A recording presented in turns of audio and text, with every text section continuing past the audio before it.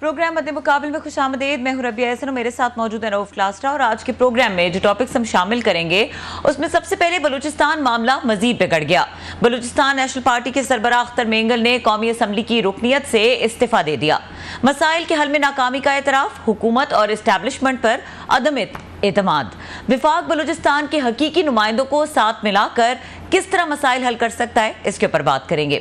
इसके अलावा बात करेंगे इलेक्शन कमीशन ने सेनेट पार्लिमानी उमूर कमेटी को 8 फरवरी को होने वाले इलेक्शन पर आने वाले 50 अरब रुपए के अखराजात की तफसीलात देने से साफ इनकार कर दिया। आप हमें बुला सकते हैं, न पूछ सकते हैं। चीफ इलेक्शन कमिश्नर का कमेटी को कोरा जवाब। Senate committee chief election commission के रवैये पर फट पड़ी। रवैया ऐवान की तजलील करार। इलेक्शन कमीशन से क्या तफसीलात मांगी गई और इनकार के पीछे क्या कहानी है। पार्लिमानी उमूर कमेटी इजलास का आंखों देखा अहवाल जानेंगे रऊफ क्लासा साहब की ज़बानी। इसके अलावा बात करेंगे जजेस और ब्यूरोक्रेसी की दोहरी शहरियत से मुतालिक बड़े सवालात उठ गए। JUIFA के MNA नूर आलम खान ने आईनी तरमीम का बिल कौमी असम्बली में पेश कर दिया। माजी में भी ब्यूरोक्रेसी की दोहरी शहरियत से मुतालिक बिल पेश हुए। क्या इस मरतबा नूर आलम खान ऐवान से बिल मंजूर करा लेंगे?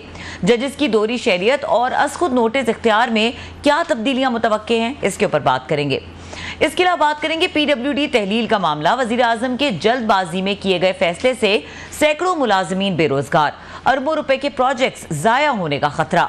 एहतजाजी मुलाजमीन पर इस्लामाबाद में तशद्दुद, अहम मामला कैसे सुलझ सकता है, इसके ऊपर बात करेंगे। ये टॉपिक्स हैं जो आज के प्रोग्राम में शामिल करेंगे और हमें ज्वाइन कर रहे हैं सेनेटर हुमायूं मोहम्मद साहब। उनको वेलकम करेंगे। अस्सलाम वालेकुम सेनेटर साहब। वालेकुम अस्सलाम। बहुत शुक्रिया सेनेटर साहब, आपने हमारे लिए वक्त निकाला। आपसे हम डेफिनेटली बात करेंगे ये जो पार्लियामेंटेरियन अफेयर्स की जो कमेटी का अहम इजलास हुआ उसकी भी डिटेल्स बहुत इंपॉर्टेंट है। बट स्टार्टिंग फ्रॉम ये जो आज एक अचानक डेवलपमेंट सामने आई है, BNP के सरबराह अख्तर मेंगल साहब ने अचानक कहा कि मैं इस सियासत से बेहतर है कि पकौड़ों की दुकान खोल लूँ।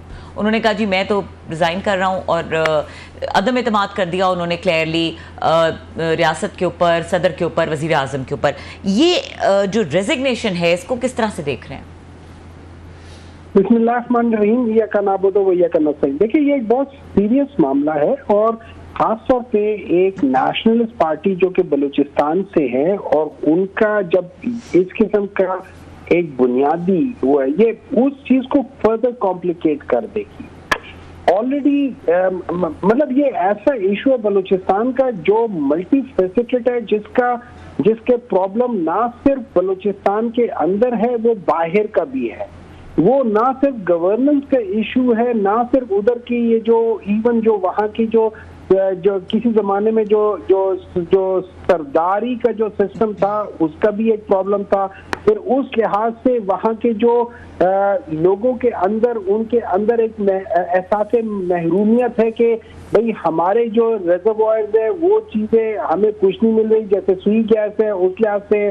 फिर उसके अंदर इंटरनेशनल पॉलिटिक्स भी है। फिर उसके अंदर इस किस्म की चीजें कि जो वहाँ के जो रहने वाले उनको लेट्स से जिसको हम कहते हैं कि फोर्स डिसअपीयरेंसेस हैं, जो कि ये बहुत सारी चीजें ऐसी हैं जो मल्टी फेसेटेड है। इनको एड्रेस करना और इसको ठीक करना और जितनी जल्दी। और फिर हमने देखा 2006 में जिस तरीके से भुट्टी साहब को कहा गया था कि हम किस तरीके से आपको मारेंगे और फिर वो कर भी दिया गया था। पता नहीं वो लिंक था या नहीं था, लेकिन that is what people think it was. तो जब ये सारी चीजें करते हैं तो फिर हमें इस चीज को एड्रेस करना बहुत जरूरी है। देखिए बलूचिस्तान पाकिस्तान का ऑलमोस्ट 50% का इलाका बन जाता है, 48% टू बी ऑनेस्ट। फिर उसके सामने देखिए कि उसकी जो उसकी ऑपोजिशन है बिल्कुल वो स्ट्रेट्स ऑफ हॉर्मुज है जो ऑयल के हर जगह वहां से जारी होती है, और बिल्कुल ऑपोजिट बलूचिस्तान है जो कि आइडियली उस जगह को ले सकता है। उसके अंदर ज़खायर देख लें, रेकोटेक और ये सारी चीजें देख लें। अब इसके ऊपर बहुत सारे लोगों की नजरें भी होंगे, वो इस चीज को और ज्यादा आग भी लगा रहे होंगे, इसको और ज्यादा तेल भी इसके ऊपर छिड़क रहे होंगे। तो यहाँ पे अगर आप मुझसे पूछे तो हम लोगों को यहाँ पे बड़े एहतियात से हमें चीजें और डिसीजंस लेने पड़ेंगे। बड़े एहतियात से हमें देखना पड़ेगा कि कहीं हम लोगों की अपनी भी कोई छोटी मोटी गलतियां तो नहीं है जो मैग्नीफाई होके इतनी बड़ी हो रही है। आप अगर देख ले ये जो लिबरेशन फ्रंट है ये तो 2000 में स्टार्ट हुआ है। अच्छा, फिर उसके अंदर ये याद रखिए कि अगर आप हिस्ट्री देखें बलूचिस्तान की तो यहाँ पे तकरीबन 5 या 6 ऐसे मेजर इंसिडेंट्स हुए हैं कि 1948 के समय में, 50s में, फिर 60s में, फिर 70s में, फिर 2000 में, इन सब चीजों को अगर हम देखें तो मुझे ऐसे लगता है कि हम एज अ स्टेट, जिसमें हम चारों सूबे और खासतौर पर फेडरेशन और बलूचिस्तान, हम शायद किसी गलत रास्ते पे जा रहे हैं या किसी गलत तरीके के या किसी गलत चश्मे से इस पूरे प्रॉब्लम को देख रहे हैं और हम इसको समझ नहीं रहे। और अगर हम इसको नहीं समझ रहे तो फिर हम बहुत बड़ी गलती कर रहे हैं। अच्छा सेनेटर साहब, ये तो बात तय है कि बलूचिस्तान इस सूरत हाल में बहुत वल्नरेबल है और काफ़ी टाइम से वल्नरेबल है, और ये जो तमाम आपने बातें बताई हैं ये अपनी जगह मौजूद है, लेकिन ये रेजिग्नेशन अख्तर मेंगल साहब का एक्सपेक्टेड था? देखिए, ये जो रेजिग्नेशन होती है, ये बाज़ दफ़ा इसमें आई डोंट नो कि एक्सपेक्टेड था या नहीं था, लेकिन बाज़ दफ़ा जब आपको बहुत ज्यादा एहसास महरूमी का वो हो जाए ना, या आप कहें कि यार ये लोग मेरी बात, ये चीज जो मैं सही कह रहा हूँ वो सुन नहीं रहे या उसका कोई सही वो नहीं हो रहा, तो फिर आप, this is the first sign of frustration. ये याद रखें, आपकी सबसे पहली चीज होती है कि आप उससे डिसएसोसिएट हो जाते हैं। अगर आप साइकोलॉजिकली देखें तो आप सबसे पहले डिसएसोसिएट हो गए, फिर उसके अंदर फिर आहिस्ता आहिस्ता बढ़ जाते हैं। आपको पता है कि बलूचिस्तान के अंदर ऑलमोस्ट प्रॉब्ली 32% ऐसे घराने हैं कि जिनके विद इन 2 किलोमीटर आपके पास पानी है, बाकी जगह पे तो पानी ही नहीं है। आपको पता है कि आपकी जो पॉवर्टी है वो 1998 में 21% या 22% थी और वो आज 56% बढ़ गई है। तो इसका मतलब ये है कि ऑलमोस्ट टचिंग 200% वो बढ़ गई है। जब हम इन सारी चीजों को देखते हैं तो फिर आई डोंट नो कि ये, इसको मैं बलूचिस्तान की अपनी गवर्नमेंट के भी इसमें डेफिनेटली वो होंगे और फेडरेशन के भी होंगे, मैं सोचने पे मजबूर हो जाता हूँ कि आखिर हम किस तरफ जा रहे हैं ओवरऑल। क्या हमको ये चीजें नजर नहीं आती एज क्या कह सकते हैं उसको, जब हम मैनेज करने के चक्रों में आते हैं। इसमें बहुत बड़ा किरदार हमारी मिसमैनेजमेंट का भी है, मतलब उतने बड़े इश्यूज नहीं है। फॉर एग्जाम्पल, अगर हम कहते हैं कि बलूचिस्तान के अंदर बहुत सारे बच्चे हैं या बहुत सारे ऐसे लोग हैं जो कि ऐसी एक्टिविटीज में या ऐसी पार्टीज के साथ या ऐसी ऑर्गेनाइजेशंस के साथ उनके वो क्या कह सकते हैं कॉन्टेक्ट्स हैं जो कि हमारी नजर में पाकिस्तान के खिलाफ है, और आई एम श्योर होंगे भी ऐसे लोग।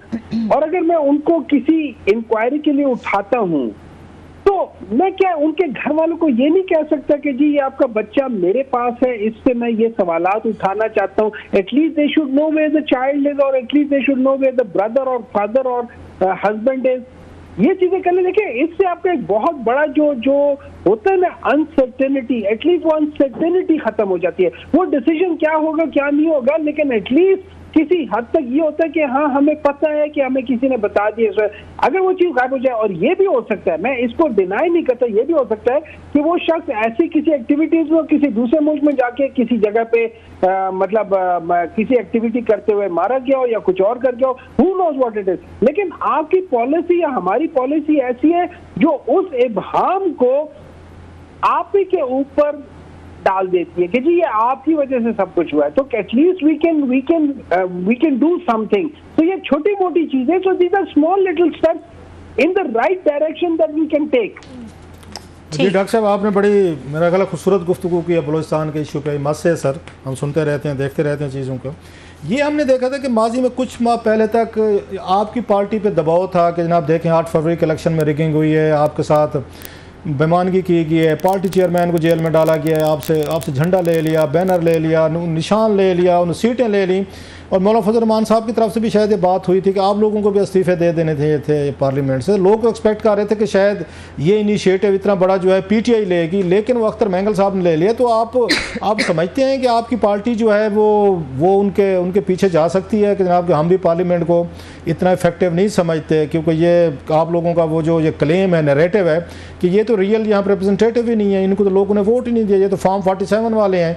तो आपकी पार्टी को भी इससे इनकरेजमेंट ये मिलेगी कि हमें भी करना चाहिए, या आपकी पार्टी ने सबक सीखा है जो हमने 2 साल पहले गलती की थी जब इमरान खान साहब ने पार्लियामेंट तोड़ी थी और वो रिस्टोर हुई थी और फिर उसके बाद उन्होंने ये उससे इस्तीफे दे दिए थे, लिहाजा वो गलती नहीं दोहराएंगे, पार्लियामेंट से आपकी पार्टी बाहर नहीं जाएगी? देखिए क्लासमैन साहब, आप बिल्कुल सही बात करते हैं। अगर आप कोई मुझसे पूछे ना तो मैं जरूर ये कहूंगा कि यार इस पार्लियामेंट को कोई फायदा नहीं है, इसके अंदर जाली मैंडेट है, इसके अंदर वो लोग बैठे हुए फलाना है। लेकिन आप ये याद रखें, जब आप डिसीजंस लेते हैं ना, इस किस्म के डिसीजंस लेते हैं, तो आप आइन को सामने रखते हैं कि आइन क्या कहता है। अगर मैं ये डिसीजन लूंगा तो आइन ये कहता है कि इस जगह पे दोबारा इलेक्शन होंगे, ये चीज होगा, ये चीज है। लेकिन मैंने ये देखा है, या हम सब ने, आपने, मैंने, हर एक ने, पूरे पाकिस्तान ने, पूरी दुनिया ने देखा है कि पाकिस्तान में आइन तो है ही नहीं। पाकिस्तान में इस वक्त सेनेट कॉन्स्टिट्यूट नहीं है। As we speak senate is not constituted. लेकिन येट हमने देखा है कि आर्टिकल 60 की वायलेशन होते हुए हमने सेनेट के चेयरमैन का भी हमने देखा है कि उसने भी इलेक्शन हो गया, हमने देखा प्रेसिडेंट का भी इलेक्शन हो गया। यहां तक कि मैं आपको बता रहा हूं, senate is not duly constituted. Article 60 कहता है कि चेयरमैन ऑफ सेनेट का उस वक्त तक नहीं हो सकता, प्रेसिडेंट का नहीं हो सकता, जब तक आपका फुली कॉन्स्टिट्यूटेड सेनेट ना हो जी।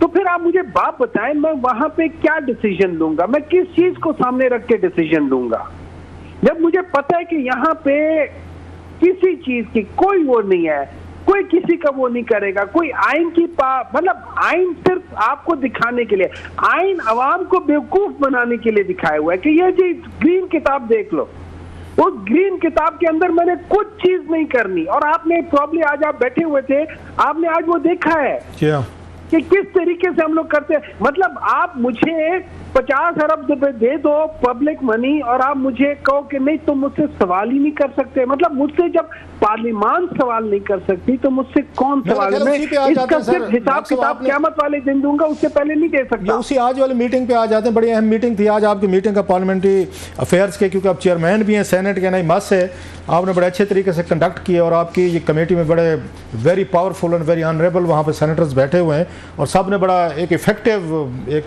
कमेटी है और आपने खासा उसको बड़े दबंग स्टाइल से चलाया। सर आज आपने बुलाया हुआ था सर यहाँ पे चीफ इलेक्शन कमिश्नर साहब सिकंदर सुल्तान राजा साहब, आपने उनसे डिटेल्स मांगी हुई थी कि जनाब आपको जो 50 अरब रुपये दिए गए थे इलेक्शन ये कराने के लिए वो किधर गए, कहाँ लगे हैं, उसके हमें डिटेल दें, मुलाजमीन की दें, अपने एक्सपेंडिचर्स बताएं, अलाउंसेस बताएं, ब्रेकअप दें, ये डिटेल थी सर।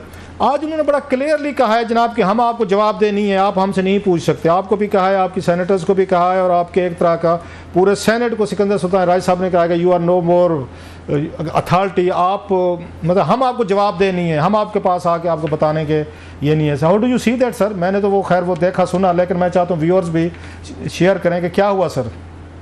देखिए मैं आपके लिए मैं सिंपल बता देता हूँ। हमने एक एजेंडा था, एक 1 पॉइंट एजेंडा, उसमें 3 सवाल थे। सबसे पहले हमने पूछा कि जी टोटल जो एक्सपेंसेस इनकर्ड होते हैं इलेक्शन कमीशन से, जो उनकी responsibilities, constitutional and legal responsibilities, जिसमें सैलरीज आ जाती हैं, एम्प्लॉयज की कमीशन, ट्रैवलिंग, ये सारी चीजें होती हैं, ये एक साल में कितनी होती है, 23 और 24 का हमने पूछा। दूसरा सवाल था कि 50, और ये याद रखें ये बहुत इंपॉर्टेंट पॉइंट है कि जी इलेक्शन, जनरल इलेक्शन के ऊपर कितना पैसा लगा था। उसकी वजह यह है कि हमें 2023 के मई में बताया गया था कि हमारे पास पैसे नहीं है, हम इलेक्शन नहीं करा सकते, और इसी बेसिस पे हम लोगों ने आर्टिकल 220, 224 की वायलेशन की है, और इसी बेसिस पे हमने सुप्रीम कोर्ट के डिसीजंस को इम्प्लीमेंट करने से इनकार किया है कि भाई पैसे नहीं है। तो ठीक है भाई, अगर पैसे नहीं है तो जो थोड़े बहुत हम लोगों ने कर्जे लेके इधर उधर से कर्जे लेकर दिए, तो भाई हमें ये बता दो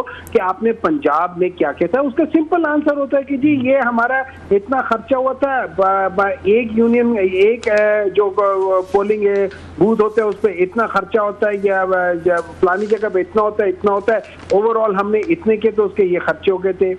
हमने तीसरा सवाल ये किया था कि जी जो आपके जो टोटल ऑफिसर्स हैं इलेक्शन कमीशन में और पोस्ट हैं और उनकी डेजिग्नेशन, स्केल और क्वालिफिकेशंस और डोमिसाइल, उसकी वजह ये है कि देखें अगर मैं डॉक्टर हूं, एक हॉस्पिटल में लगा हूं और मैं एक लेट्स से मैं प्रोफेसर की पोस्ट पे लगा हूं, तो क्या मैं, अगर मैंने FRCSE नहीं किया हुआ या मैंने पोस्ट ग्रेजुएशन नहीं की, तो मुझे उस पोस्ट पे लगाया क्यों है?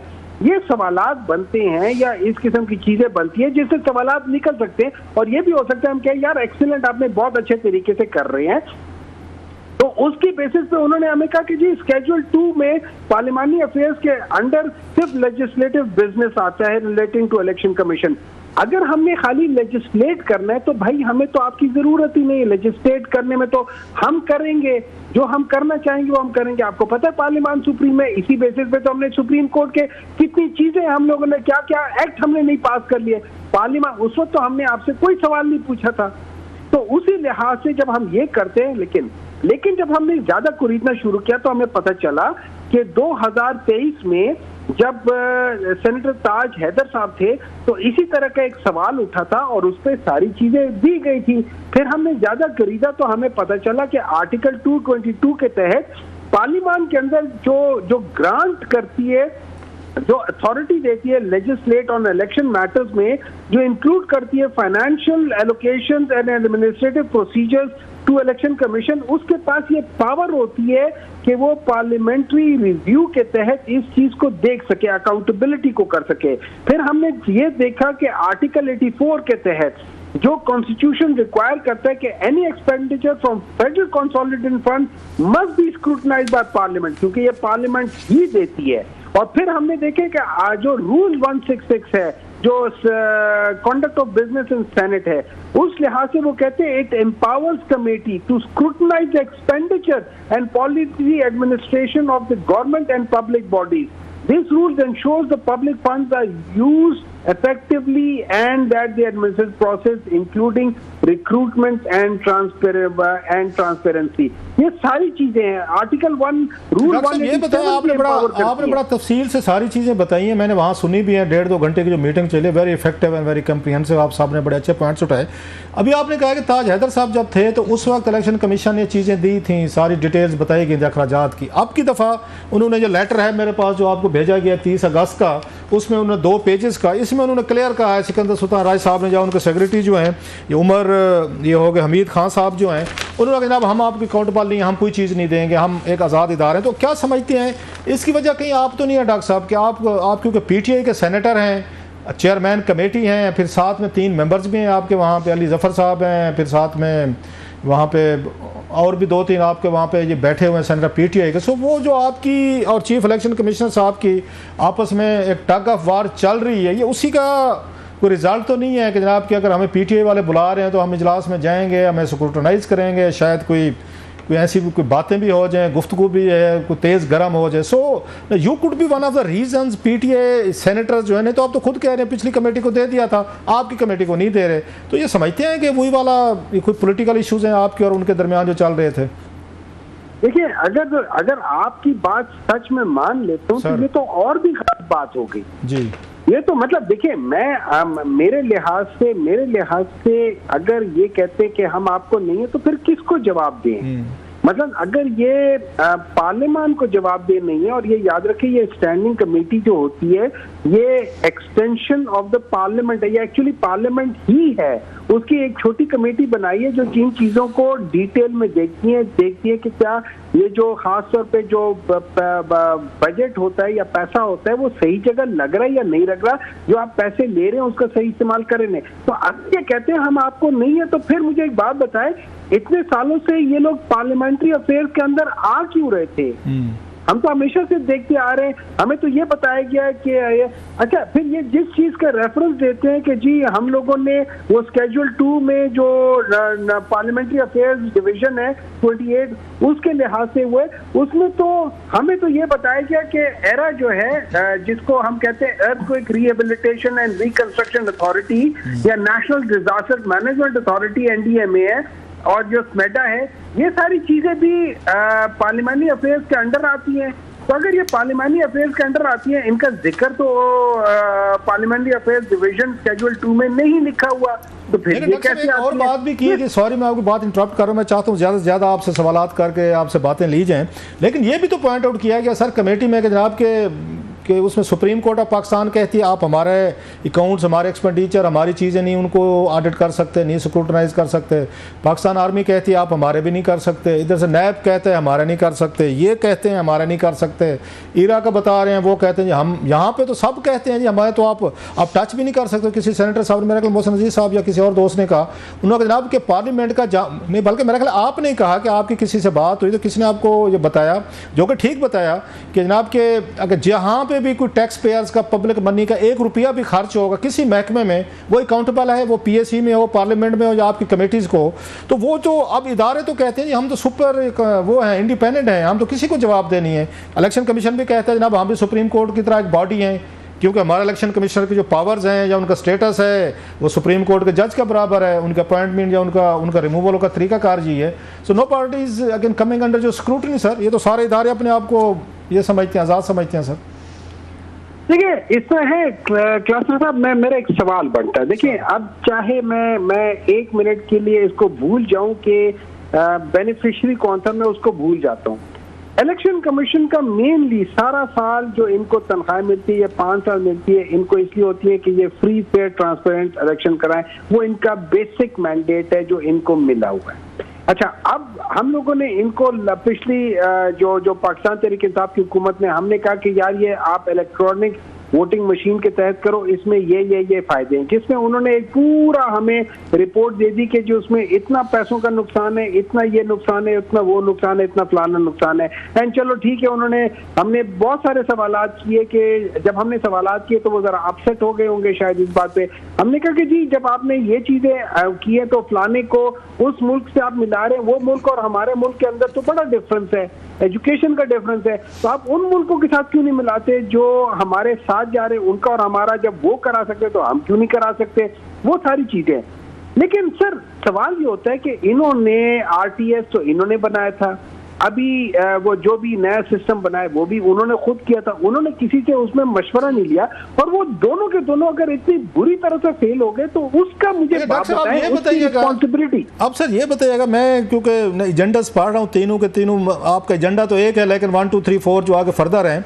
कहीं इलेक्शन कमीशन ऑफ पाकिस्तान को तो ये नहीं लगा कि सारा हमें टारगेट किया जा रहा है कि हमारे बारे में डिटेल्स पूछी जा रही हैं, तनख्वाहें कितनी हैं, हमें सैलरी कितनी मिलती है, हम एम्प्लॉइज़ कितने हैं, हमारे ट्रैवलिंग या एक्सपेंसेस कितनी हैं, अलाउंसेस कितने हैं, फिर हमें ब्रेकअप दें, सूबे वाइज दें, किसको क्या मिल रहा है, अपॉइंटमेंट्स। तो उन्हें ये नहीं लगा कि शायद PTI के सेनेटर जो हैं, क्योंकि आप उसके चेयरमैन हैं, तो ये हमें ये टारगेट करके हमारे साथ कुछ ज़ाती लड़ाई लड़ रहे हैं, लिहाजा ये हमें पर्सनल चीज़ें हमसे पूछ रहे हैं। सर डू यू थिंक उनके जहन में ये चीज़ डिफाई किया? जी सर, देखिए आप बिल्कुल सही कहते हैं, हो सकता है उनके दिमाग में ये बात हो और हो सकता है ये चीज आती हो, लेकिन इसमें मतलब इसमें क्या चीजें एक्सपेंसेस होती हैं, उसमें किसी की क्या वो है, ये तो आवाम को भी पता होना चाहिए। इसमें ऐसी कौन सी बुरी बात थी? अच्छा चले, अगर हम वो कह देते कि वो है, वो कहते हैं कि इसलिए ऐसे जनरल बात कर सकते थे, लेकिन कम से कम इलेक्शन के जनरल इलेक्शन कैटेगरी 2 है, उसके भी नंबर 3 कौन से लोग पोस्टेड है, उनकी क्वालिफिकेशन क्या है, उनकी डोमिसाइल क्या है। आए दिन हर कमेटी में ये हो रहा था कि आप ब्रीफिंग दे कि आपके पास कितने लोग हैं, उनका डोमिसाइल क्या है, उनकी पे स्केल क्या है, हर रोज ये हो रहा होता है। मेरा सवाल ये होता है कि लास्टली सर, डॉक्टर साहब लास्टली सर, अब आप क्या करेंगे सर? अब वो तो आने को तैयार नहीं है, सुल्तान सिकंदर राजा साहब ने भी इनकार कर दिया है, और ये उमर हामिद खान साहब भी कहते हैं, हमीद खान साहब कि जी आप हमें नहीं पूछताछ कर सकते। अब आप क्या करेंगे sir? No, what is your next step sir?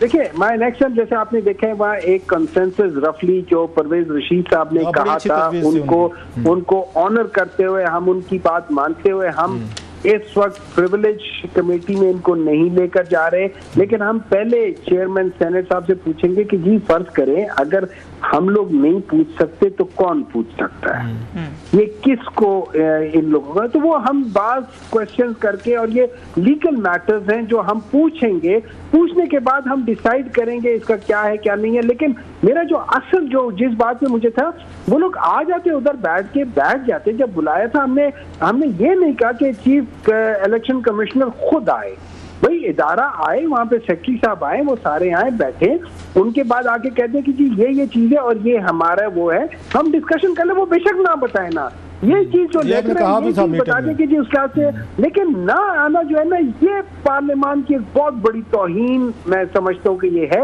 उस लिहाज से थोड़ा सा हमने सोच विचार करना है, लेकिन फिलहाल हम इनको चेयरमैन साहब से पूछेंगे कि इसका व्हाट नेक्स्ट। बहुत शुक्रिया सर जी, बहुत शुक्रिया, thank you. Senator Humayun Mohammad हमारे साथ मौजूद थे और यहाँ पे वक्त हुआ ब्रेक का। ब्रेक के बाद हम बात करेंगे, नूर आलम खान साहब हमारे साथ मौजूद होंगे, उनसे बात करेंगे जो बिल्स उन्होंने पेश किए आज कौमी असम्बली में, बड़े इंपॉर्टेंट बिल्स हैं और माजी में भी कुछ इस तरह के बिल्स पेश किए गए। Now what is he hopping out of these bills, उनसे डिस्कस करेंगे इस ब्रेक के बाद। हमारे साथ रहिए।